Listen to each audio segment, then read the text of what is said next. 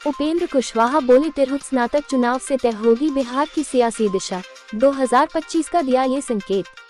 उपेंद्र कुशवाहा ने कहा कि तिरहुत स्नातक निर्वाचन क्षेत्र से हमारी जीत विधानसभा चुनाव की नींव रखेगी। ये चुनाव एनडीए के लिए बेहद अहम है। इस दौरान उन्होंने राजद पर तीखा हमला भी किया। राष्ट्रीय लोक मोर्चा के राष्ट्रीय अध्यक्ष और पूर्व केंद्रीय मंत्री उपेंद्र कुशवाहा ने तिरहुत स्नातक निर्वाचन क्षेत्र उपचुनाव को लेकर बड़ा बयान दिया है। उन्होंने कहा कि इस चुनाव में एनडीए उम्मीदवार अभिषेक झा की जीत न केवल इस क्षेत्र के लिए बल्कि 2025 के आगामी विधानसभा चुनावों के लिए भी एक महत्वपूर्ण संदेश देगी। रविवार को मुजफ्फरपुर में संवाददाता सम्मेलन में कुशवाहा ने कहा कि बिहार की 4 सीटों पर हुए उपचुनाव में मिली जीत एनडीए के प्रति जनता के अटूट विश्वास को दर्शाती है। उपेंद्र कुशवाहा ने कहा कि तिरहुत स्नातक निर्वाचन क्षेत्र से हमारी जीत विधानसभा चुनाव की नींव रखेगी। ये चुनाव एनडीए के लिए बेहद अहम है। नीतीश कुमार की जनसंपर्क यात्रा एक अनूठी पहल। राजद के आरोपों पर जवाब देते हुए कुशवाहा ने मुख्यमंत्री नीतीश कुमार की जनसंपर्क यात्रा की सराहना की।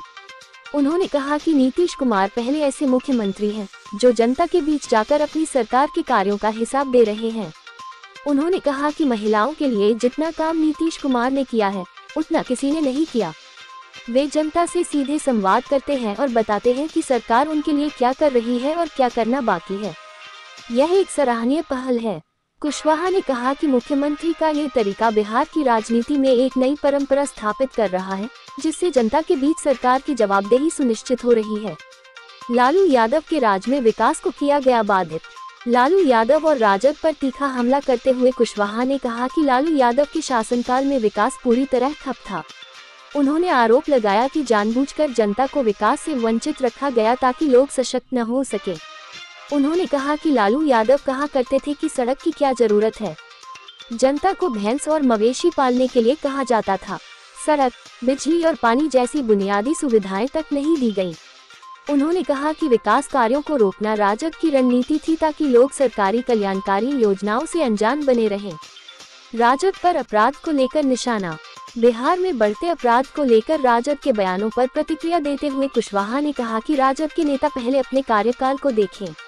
उन्होंने कहा कि जो लोग पहले अपराधियों के साथ मिलकर फिरौती की रकम तय करते थे, वे अब हमारी सरकार पर सवाल उठा रहे हैं। राजद के लोग जनता के बीच कभी नहीं जाते थे, जबकि हमारी सरकार जनता के बीच जाकर काम गिनाती है। कुशवाहा ने दावा किया कि राजद शासन के दौरान अपराध चरम पर था और जनता पूरी तरह असुरक्षित महसूस करती थी। उन्होंने कहा कि वर्तमान सरकार ने कानून व्यवस्था में सुधार किया है और जनता को सुरक्षा का एहसास कराया है। एनडीए की जीत से तय होगी नई रणनीति। उपेंद्र कुशवाहा ने कहा कि तिरहुत स्नातक निर्वाचन क्षेत्र से एनडीए की जीत बिहार की राजनीति की नई रणनीति तय करेगी। उन्होंने जनता से अपील की कि वे अभिषेक झा को समर्थन दें ताकि बिहार में विकास का ये सिलसिला जारी रह सके। उन्होंने कहा कि यह चुनाव सिर्फ एक सीट का नहीं बल्कि पूरे बिहार की दिशा तय करने वाला है। देखिए, मुजफ्फरपुर आए हैं, यहाँ तिरहुत स्नातक क्षेत्र में उपचुनाव हो रहा है। मुख्य मकसद यहाँ यही है आने का। ऐसे हम जो पटना से चले हैं, बिहार यात्रा हमारी चल रही है। बिहार यात्रा का कार्यक्रम मुजफ्फरपुर में पहले ही हो चुका है। यहाँ उस कार्यक्रम के सिलसिले में नहीं, लेकिन इस जिला के आगे सीतामढ़ी जाएंगे, उधर बिहार यात्रा का कार्यक्रम भी साथ साथ है। ऐसा संयोग है इस बार कि जब यात्रा की शुरुआत हमने की तो बिहार में उपचुनाव विधानसभा का भी 4 जगह हो गया और उसी इलाके में पहले से निर्धारित मेरा कार्यक्रम था। तो दोनों कार्यक्रम एक साथ, यात्रा का भी और उन 4 जगहों पे उपचुनाव का प्रचार हुई। और आप सब लोगों ने देखा कि चारों विधानसभा के उपचुनाव में एनडीए की ज़बरदस्त रूप से जीत हुई है।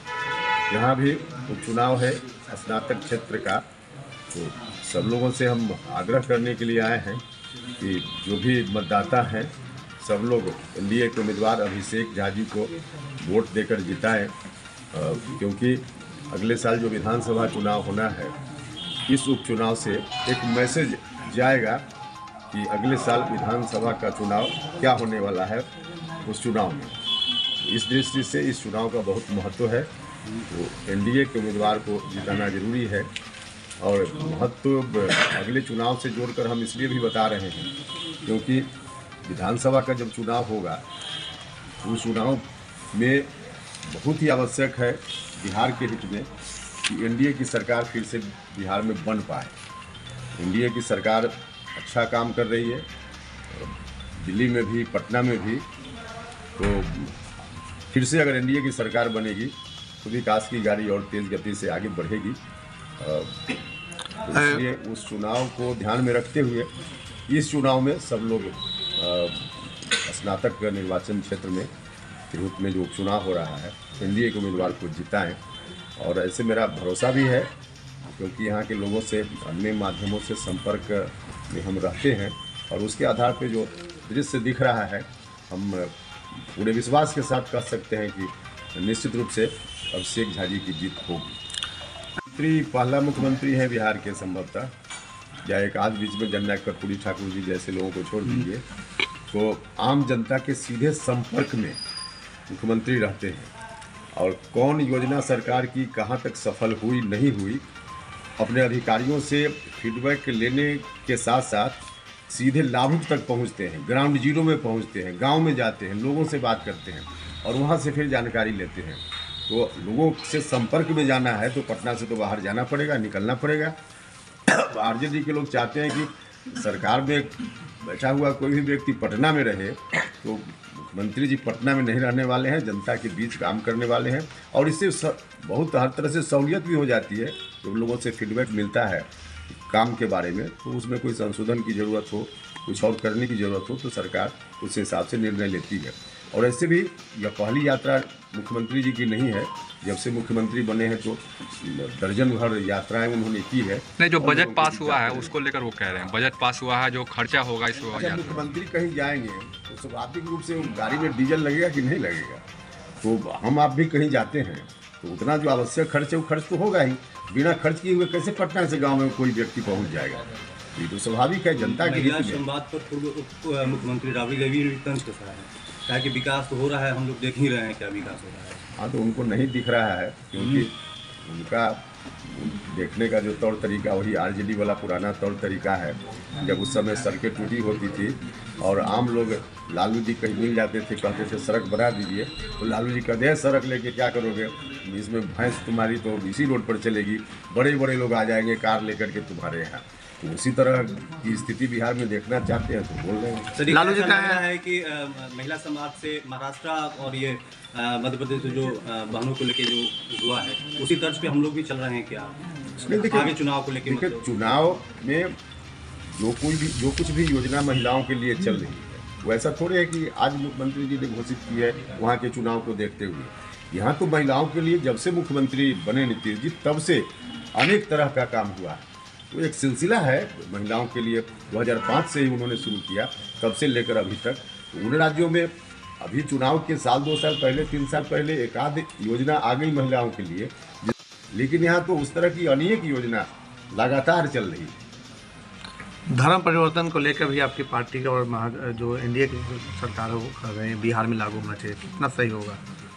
तो क्या लागू होना चाहिए? धर्म परिवर्तन कानून जो है यहाँ बिहार में लागू होना चाहिए। देखिए, धर्म परिवर्तन के मामला में कौन क्या कह रहा है वो अलग विषय है। हमारा संविधान यही कहता है कि जोर जबरदस्ती नहीं होना चाहिए, लोभ लालच नहीं होना चाहिए।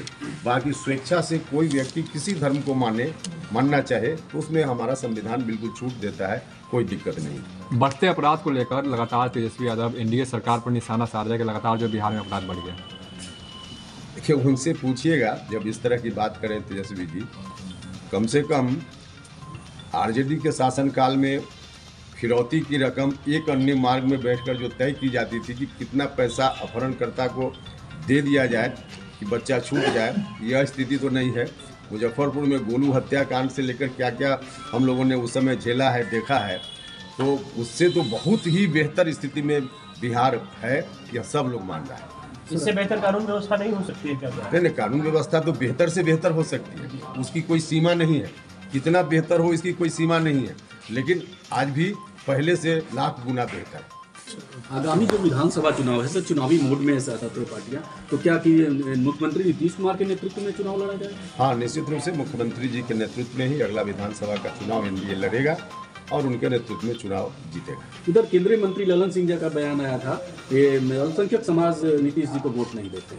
अभी उनका बयान है, उन्हीं से पूछ लीजिए इसको। शो की प्रायोजक है मां भवानी डेकोर प्राइवेट लिमिटेड, मतलब a complete floor solution, new 0 mile Dadar road, Muzaffarpur.